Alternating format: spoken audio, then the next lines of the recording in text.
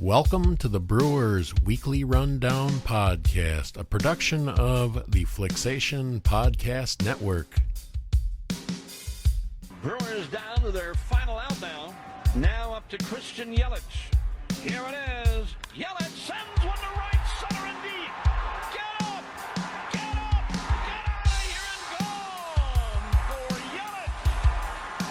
He has tied the game with a booming home run. He got it all. Tied up 4-4 on a big home run the pitch. Ryan Braun sends it to left center and deep. Get up! Hey, welcome everybody. It's episode 5 of the Brewers Weekly Rundown Podcast. My name, Eric Madsen. I'm here at Flicksation Studios, P City, Wisco. Hey, we managed to find something to talk about here as we continue our quarantine here in the great state of Wisconsin that decided to have an election today anyway. Let's not get into that. Hey, Will Flanders, Dr. Will Flanders over in Milwaukee, Wisconsin, here with us. As usual, Doctor, what's going on?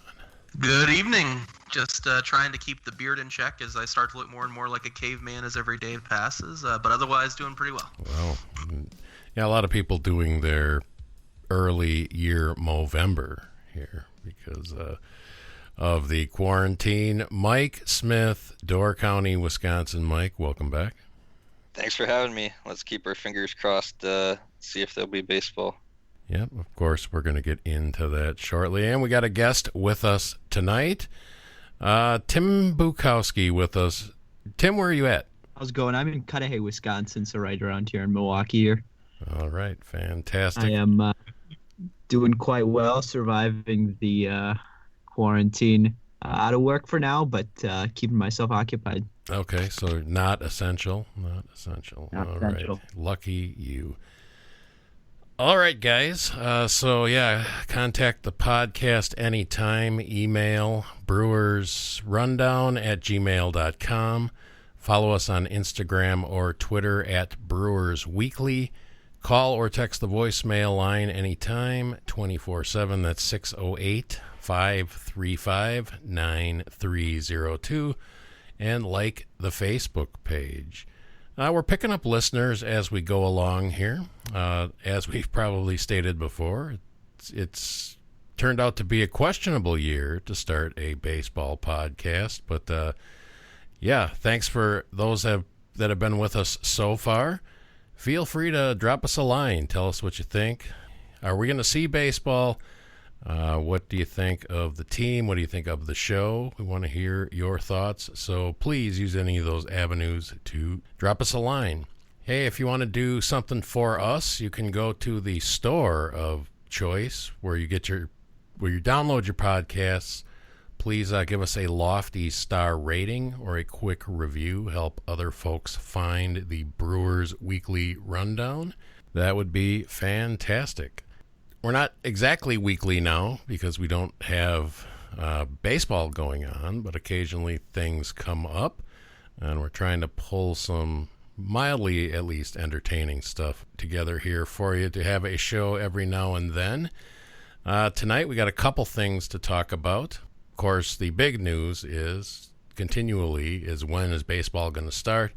And you hear things, so we'll get into something that kind of dropped yesterday.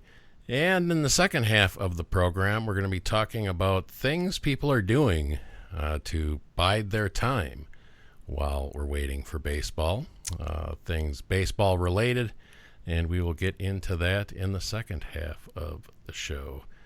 All right, so the big news yesterday, I don't know if it's news, I don't know if it seems like there's something every week or two, so I guess we can actually throw it around later on just to see, is this just stuff people are throwing at the wind just to give everybody something to talk about?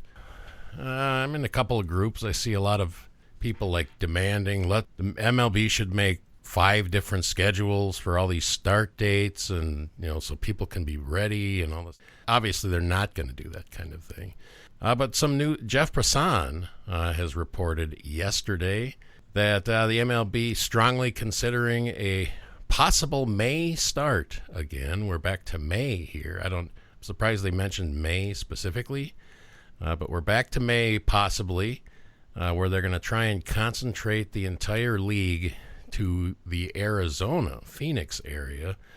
Use a bunch of the spring training fields, use Chase Field where the Diamondbacks play, and some other options. They think by that point there should be quick return COVID-19 testing, so you'll be able to know in a matter of a few minutes whether someone tests positive or not. Players will probably in this plan be quarantined to their hotels when they're not playing baseball.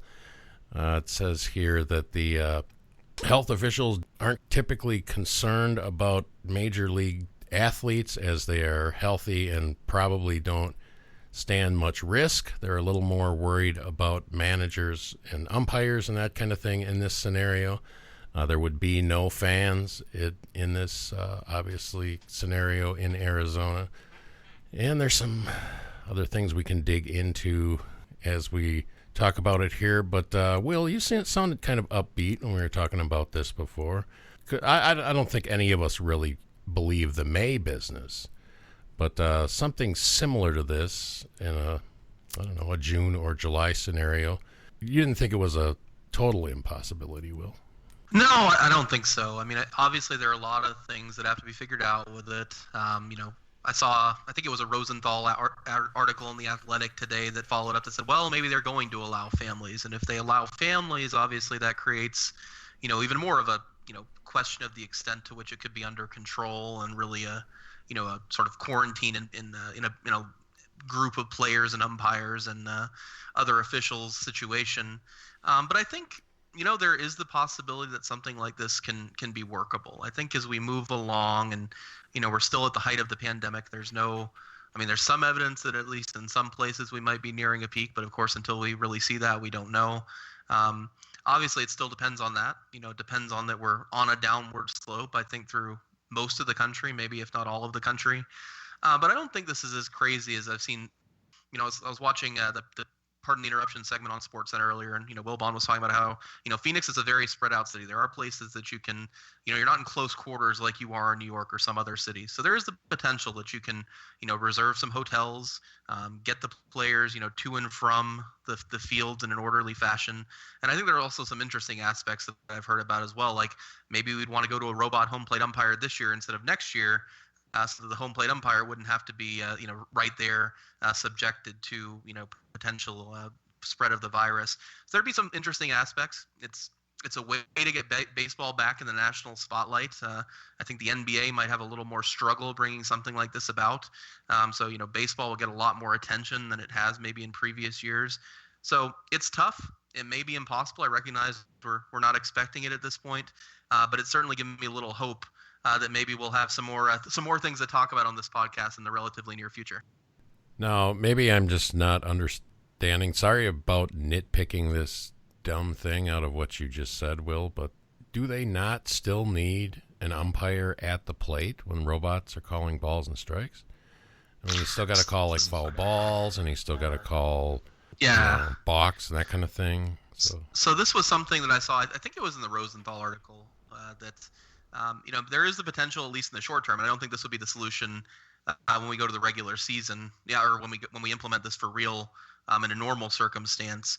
But maybe making those calls over video or something like that. I don't think they got into that level of detail, but I suspect if the goal was to get the umpire out from behind home plate, maybe he could stand, off to the side, maintaining social distancing or something like that.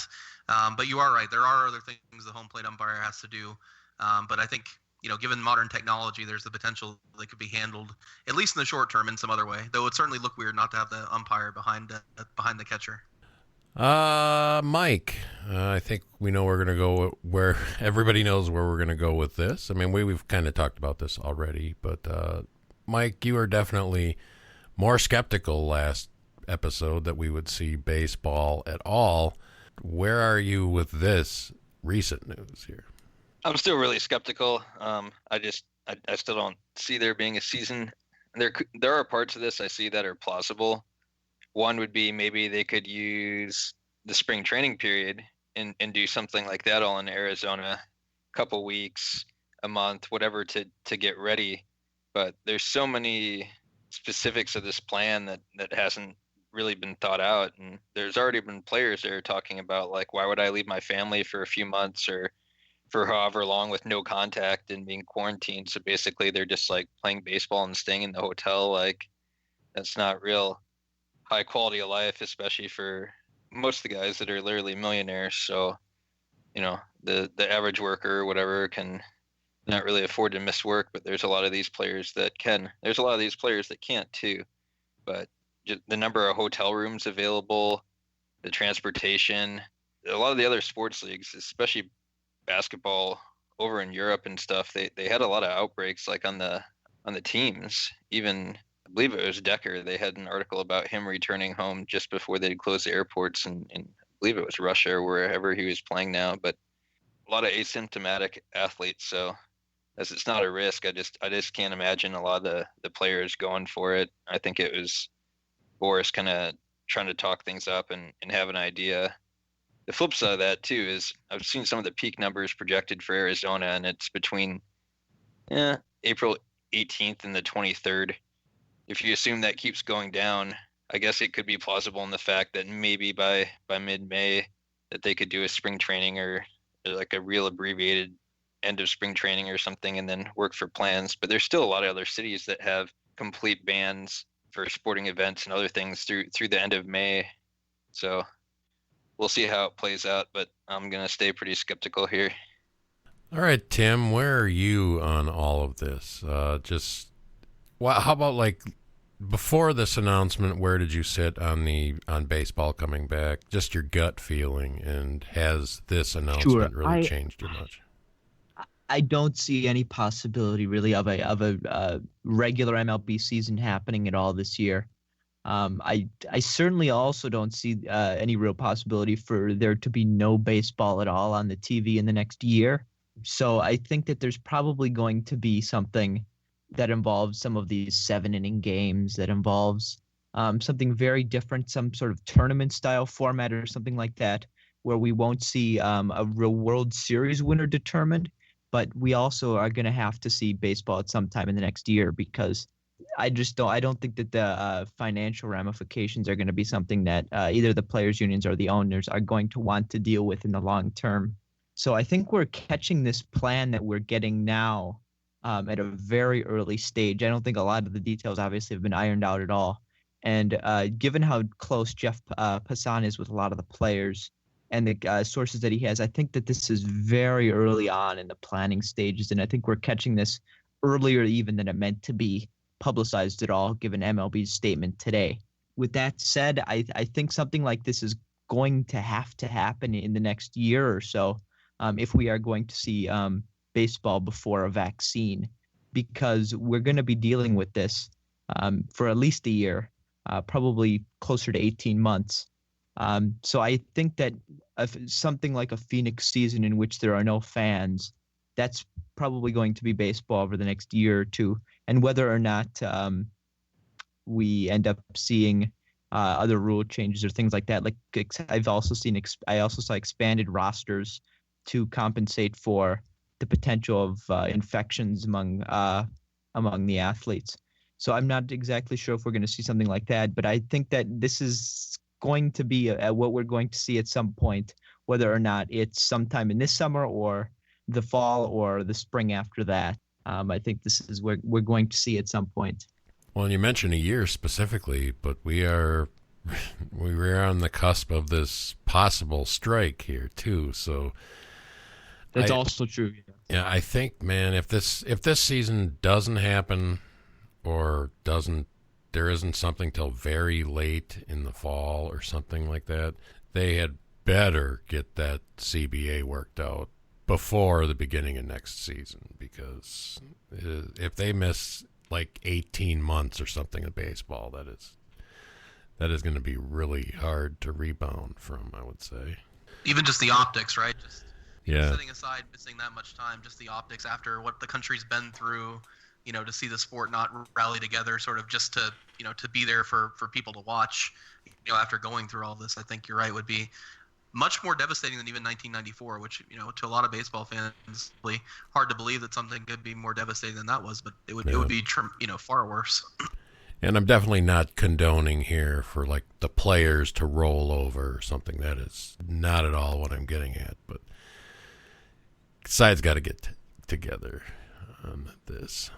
So you guys aren't convinced that, and we were talking briefly about this beforehand, but the money that's going to be given up, right? The fact that we're going to be, so we were looking at, it's $170 million that's being split, right? Mike, you found that number before we started. You don't think that's enough of an inducement that these guys would be willing to, let's, going to the extreme, like stay away from their families. I did see some stuff like maybe we'll be able to quarantine with families, but you guys don't think that money might be enough of a sort of encouragement that we can sort of endure a prison-like environment for a few months? I hadn't seen that about the potential for families actually being able to be there, because I don't see there's any way that this is going to happen without the families. But then you also think, can you keep track of those people properly, and how much responsibility are you putting on a small amount of people to keep quarantined? It seems like it's so fragile that one person essentially leaving the quarantine zone would lead to a complete shutdown of the entire thing, I would think. So it seems very fragile. Yeah, as I said before, it's a fine line, because if they start it and don't finish it, it's almost worse than if there wasn't a season at all. I haven't either seen a whole lot about the families. A lot of the talking points for the players was that they wouldn't be able to be around their families. Even with that would think the logistics of them all getting hotel rooms or all getting housing for them and their family in this area, and then they've traveled to this area from another area. And I mean, baseball's such a world league where there's so many people from all over too, to arrange all that, especially for international players, it just seems pretty crazy.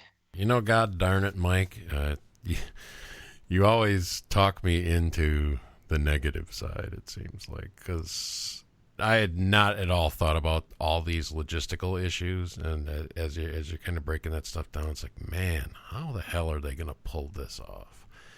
Because, I mean, even spring training is split between Florida and Arizona, so it's not like all 30-some teams are there. Man, yeah, that is a lot of people to stuff into this area. I mean, they say it's expansive. I don't know any details there, but it does sound like a Do they even have enough parks? Nightmare. Do they even have enough parks? I mean, they can play multiple parks. games in a day, right? There's nothing saying they couldn't do that, but yeah, I think I've seen they have 10 legitimate parks. How many? Let's see. How many spring training parks there are, plus the Diamondbacks ballpark, and maybe a college as well. I think that's what's being considered. A lot of the Arizona teams double up, right? But I think they said there are 10 viable ballparks. So that's we use 15 ballparks on a daily basis regularly. But yeah, like was said just now, like you could play a game at noon and a game in the evening as well, even if it's with different teams. And they have talked about double headers being a part of this also. I don't know, guys. I've been wrong about everything else since we've been doing this podcast, but I hope this is the one time I actually am right. Yeah, and it's for like this part, I saw 8 to 10, just like Will said, but I also saw proposed triple headers specifically at the Diamondbacks ballpark in this scenario, like daily triple headers at that park. God, what if a couple of those games run long too? I mean, I understand you gotta take into account time zones for like fans that follow East Coast teams. You can't make them play night games in Arizona all the time. That would be pretty disappointing and stuff. But still, just more logistics to deal with. It seems completely daunting to me. But I guess if anybody has the manpower to get it done, it'd be a league like this. But man, it does seem like a cluster. One last point, if we do see this and we're playing in 110-degree heat in the spring training ballparks all summer, we're probably going to see some home run records fall, even if the ball's de-juiced, which would be an interesting thing to see. Yeah, good point for sure. All right, so passing the time, now that there's no baseball, there's options here. I'll just quickly talk about what I do. I think Will's in the same boat as me. The show. We play the show. Typically in a regular year, I just pretty much try and keep up as close as I can to the season as far as gameplay goes. So that's pretty much where I'm at now. I'm doing okay.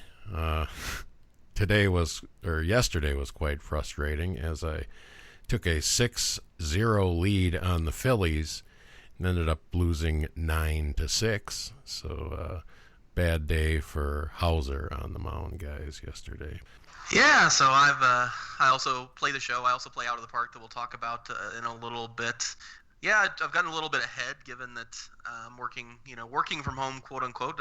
Hopefully my coworkers don't listen to this. That I've been sneaking some in at times I otherwise probably wouldn't have. But I always try to take over like a team that's not expected to do well and play a couple seasons with them. So this year I did the Pirates. Also helps that I have to live with a Pirates fan. My girlfriend's a Pirates fan. So we're about where we should be. We're in last place in the Central, but building for the future in that regard. But yeah, it does help to pass the time to some extent. It's obviously nothing like a real situation, but I think in these times when we don't have any real baseball to look forward to, it takes on a sort of added meaning that it otherwise wouldn't have. Yeah, I had actually thought about, and I think you did too, throwing a season together quickly to just have it simmed through the end just to see what would happen. But I don't know, I'm really picky about doing that stuff as close to the letter as I can. And basically what held me up is right now the show does not have Josh Lindblom on the roster anywhere. So the guy's in the starting rotation. Didn't quite do it. I don't know, did you try a quick sim, Will, or no? So I did sim through the season, and unfortunately for Brewers fans, we did not come out on top. Actually, the Reds, I don't know if you're seeing this in your version of the show, but the season I simmed, the Reds are just insanely good. They won the division by about 12 games. Oh, they went on to the NLCS. But ultimately, the Yankees came out on top. The Brewers did not even make the playoffs. We were about where we were picked for Pacoda when we were talking, in our spring training forecast. I think we were about 82 wins. I think that's what we ended up with, so just over 500. But according to the show, look out for the Reds. And I think, in the show, I think my experience is you tend to see fewer injuries, and the Reds do have a good starting lineup, right? We talked about that earlier in our show as well, or in an earlier episode. So I think the Reds, given the lack of injuries we often see in that, it makes sense that they might come out on top. But good news in my sim, somehow the Cubs were in fourth in the division, so that was a good part of the sim. Yeah, man, the Cubs, I just don't know what to expect from that team. I mean, they still got a super talented team, but they did pretty much nothing in the offseason except change coaches. So that team is a complete mystery to me at this point. I guess before we shoot over to the Out of the Park stuff, Tim, you're not a show guy, or are you? I do not have a PlayStation, so I do not have the show. They're going multi-platform next year, though, so I will definitely check that out. For sure. Definitely worth it. And Mike, we're gonna talk about Mike's 30-year sim. Yeah, I was going there next. 30-year system or sim, Mike. What do you got going here? I love my OG PS2 MLB The Show. I think it's 2010 or 2011. Is your controllers pretty much still holding out, or? Man, I've had to change a couple of them over the last few years. I've actually had a couple PS2s that have died off. So, yeah. But I got two different ones now. I just I don't know. I keep on ramping up the difficulty. I think the thing about that version I just like in particular is the way you pitch and the kind of control on that. I really like that. Obviously the graphics aren't as much realistic and all that, but I don't know. That's probably my favorite version of most of the ones I've played. I don't have one of the total new generation systems right now, though. Who are the announcers on that one? Is that like Tom Brenneman years?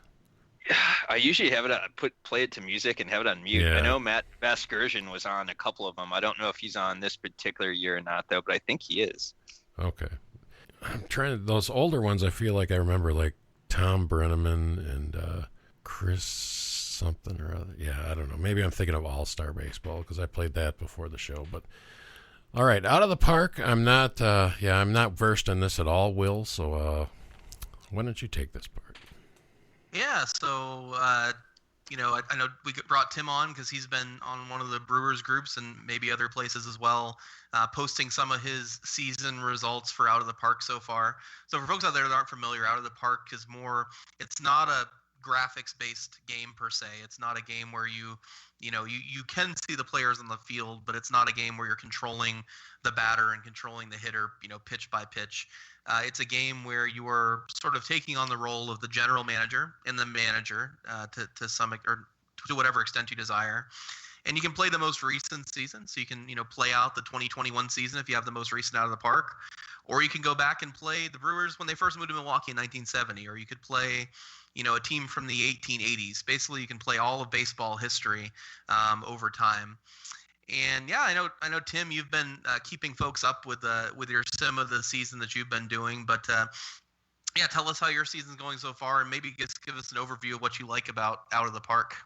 Sure. And then I'll also talk about another sim that I did of the entire season today.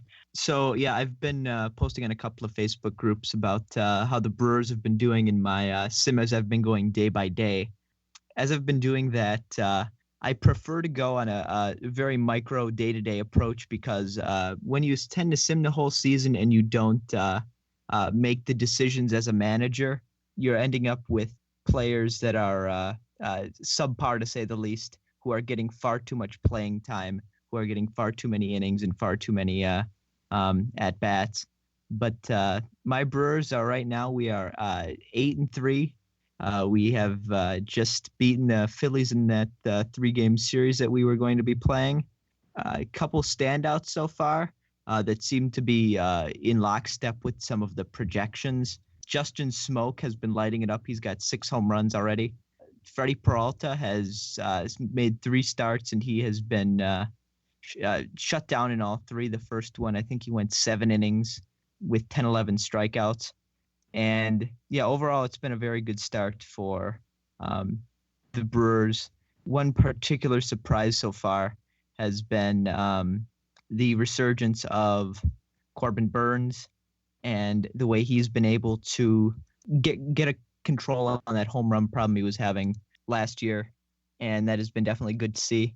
And then I also did a simulation of the entire season today, in which the Brewers went 82-80, which is right in lockstep with I think the Zips projections, at least. A couple of really standout performances that I've noticed in that sim, and also another sim that I was doing with another team, has been the absolute failures of our starting rotation as it currently stands. Woodruff and Hauser had a pretty decent year, but then you get into Brett Anderson and Josh Lindblom, who both really shit the bed, to be completely honest. Someone like Brett Anderson I've noticed in a lot of my sims, who we signed to, I think, just a 1-year deal, but he has been injured nearly the whole season in both of them. And when he has pitched, I think in the sim today, he got about 50 innings into the season before he tore something or other. He doesn't strike anyone out, so you've got that issue. And then his walks per 9 are not as good as he was able to keep it last year. So on that front, the starting rotation has not been great, with Lindblom just not adjusting to the MLB very well at all. And then in terms of the lineup, Christian Yelich is obviously a superstar, and you've got pretty good role players now in Kane, Narvaez, and Smoke, and Braun as well. But after that, there were a number of regressions. One notable regression is going to be Keston Hiura. He ended up slashing in my sim today 250, 320, 430. So that's a 750, 760 OPS.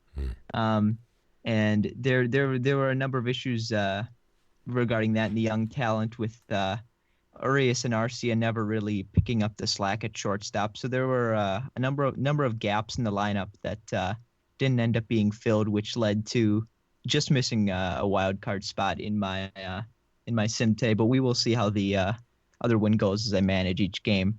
And then just a brief word on the OOTP. I think it's a really great simulation game. It's certainly not for everyone.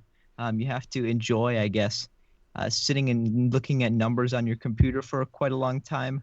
It's essentially an Excel spreadsheet that has been, I guess, glorified a little bit. But I think if you're a big baseball fan, it's certainly something to pursue, especially since we have the time at this point. I just have a couple of quick questions before Will goes here. But so I've been kind of looking at your stat sheets and stuff, Tim, as we've gone through your sims here. A couple things I just wanted to ask. What's Braun's playing time looking like? Is he getting a lot of innings in your first 8 or 9 games here or not? Yeah, it's really interesting. I've been putting him. I actually have not been using him very much at first base right now because Logan Morrison ended up making the team for me. Yeah, okay. That was my next question too. Was I was fascinated to see Mr. Morrison on your roster. He's actually rated pretty strongly in this game, and he's a really great bat off the bench. So Braun's been getting most of his playing time in right field, in which he actually doesn't rank defensively too badly. He's about league average in right field right now, and that's certainly more than I was expecting. So I think he's projected to have around 450 plate appearances, something like that, which is a downgrade from where he was at least last year, but he's still going to be getting playing time, especially with Kane's lack of durability these days. Someone like Garcia is going to be filling in quite a bit in center field. How's Garcia going? He's actually doing quite well for me in the show, but how's he doing for you?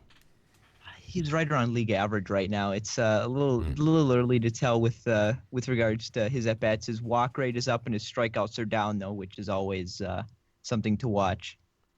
It's interesting when you talk about Hira in the down season. So, for folks who aren't familiar, and I'm not sure if you know, and I don't know this, so I'm interested, but do you know sort of how they get their ratings in this game? Is it the same as they do for, is it sort of the eyeball test that is used in, when they're creating the ratings for the show, or do they use some of the advanced metrics that are out there? The reason the Hira idea brought that up to me is because some of the sort of advanced folks were saying here is due for a pretty big regression, and really a lot of what you're seeing in terms of matching the record, although apparently the show replicated the record for me as well, which is interesting, but are in line with what those advanced metrics say. So do you know how they rate the players and things in Out of the Park? They work very closely with Fangraphs and a couple of their projection models. I think this year I can't remember exactly what Matt Arnold said because he weighs in on this every year. But they went very heavy on the Zips projections, and they use all of their major league rankings based on that. And when it comes to prospect rankings, there is a lot more trust of scouts and things like that. Interesting. That's very interesting. Yeah, because I know that oftentimes what we project in Out of the Park tends to come more to fruition than some of the other things that are out there. I mean, I think for fans that maybe a previous generation, if you played Stratomatic, I think I've likened it to Stratomatic for a lot of folks, and that it's it's not a video game in the same sense as others, but it's sort of based on numbers and sort of roll of the dice, where the dice is weighted based on what you expect to happen, I think is the best way to describe it. So in your simulated season that you went through, who ended up coming out on top, if you remember those details, and any of the other sort of overall Dodgers findings of the season? The World Series ended up going to the Dodgers. They actually beat the Angels, which is quite a surprise. The Angels were a wild card team that managed to work their way through, which I guess isn't that implausible with their lineup at this point.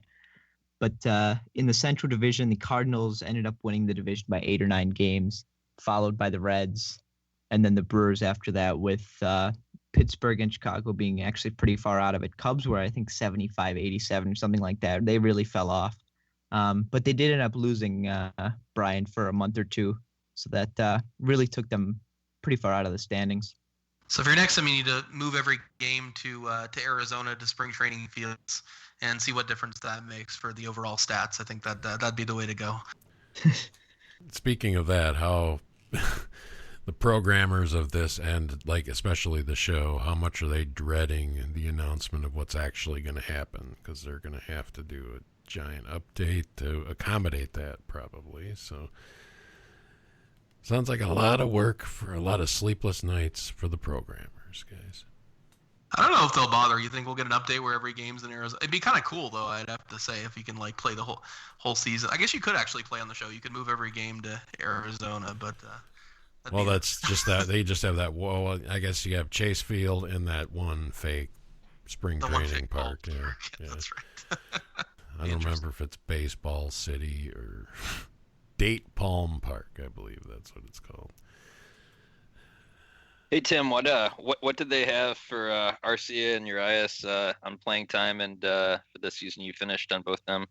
Urias ended up coming back pretty late for me in that sim today. I think it was mid-May before he ended up taking the field. His rehab ended up getting behind a bit at that point. But Arcia finished with around 350 plate appearances, right around a 700 OPS, which is an improvement, and just staying barely above that replacement level as a shortstop. And then Urias was much better defensively.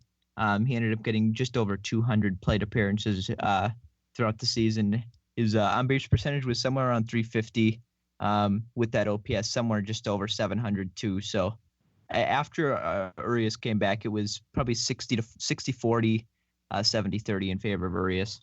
Tim, I know I'm someone who likes the history of the game and looking at the past. Do you like to do, sims of old seasons as well? Like go back to I talked about the 1970 Brewers and like going forward. Do you like to do historical sims and any interesting things you've done with those? For sure. The historical stuff, definitely during the off season where there isn't new baseball to look at. I've definitely looked at a lot of the historical sims and stuff like that. I did one. I don't like to go too far into the past because at some point 1920s baseball is quite boring in my estimation. But anywhere after the 50s, last year I ended up taking the Royals all the way from the early 60s all the way into the present, which was a lot of fun. It's really interesting to see whether or not those Hall of Fame players end up developing, and whether or not with your knowledge of the past, can you guess whether or not they're actually going to pan out in the way they did in real life? And there's a way to which you can gauge the rating so that they definitely do pan out in the same way, which is definitely a huge advantage for you.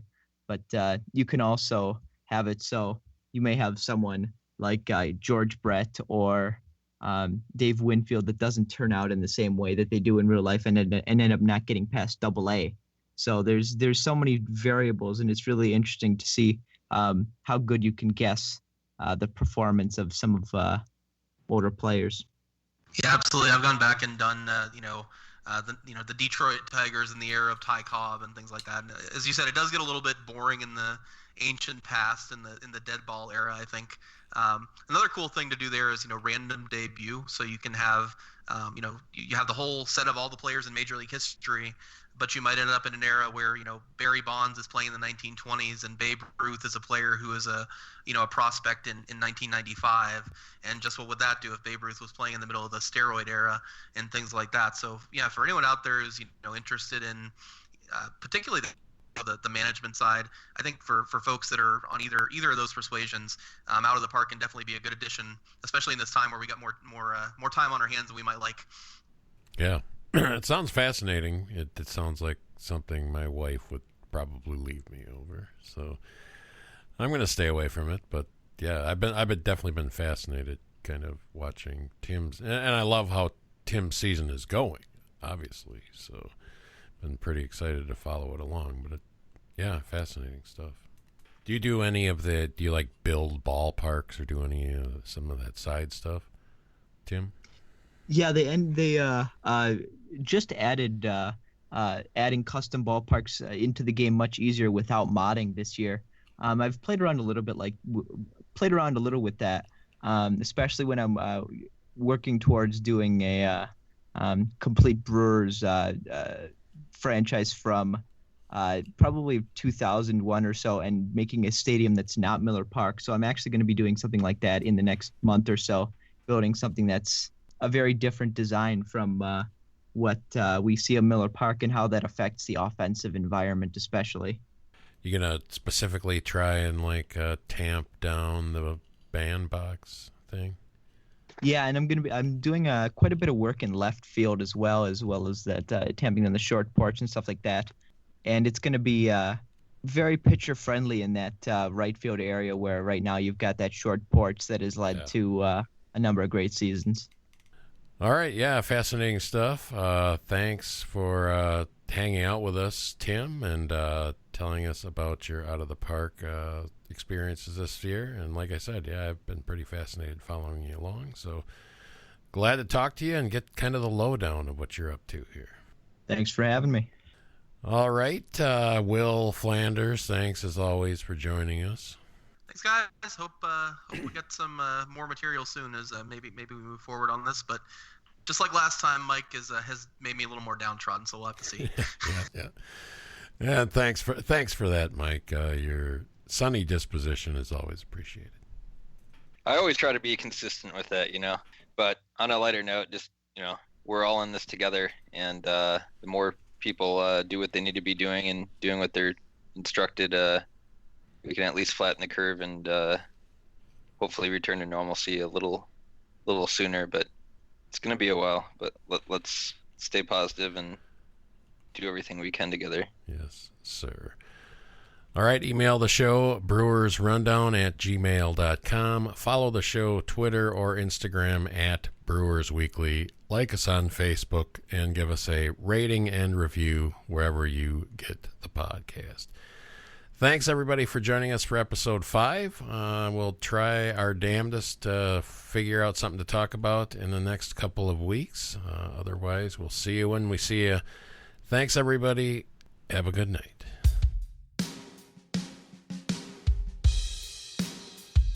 Thanks, everybody, for listening to the Brewers Weekly Rundown. It is a 2020 production of the Flicksation Podcast Network. We will see you next time.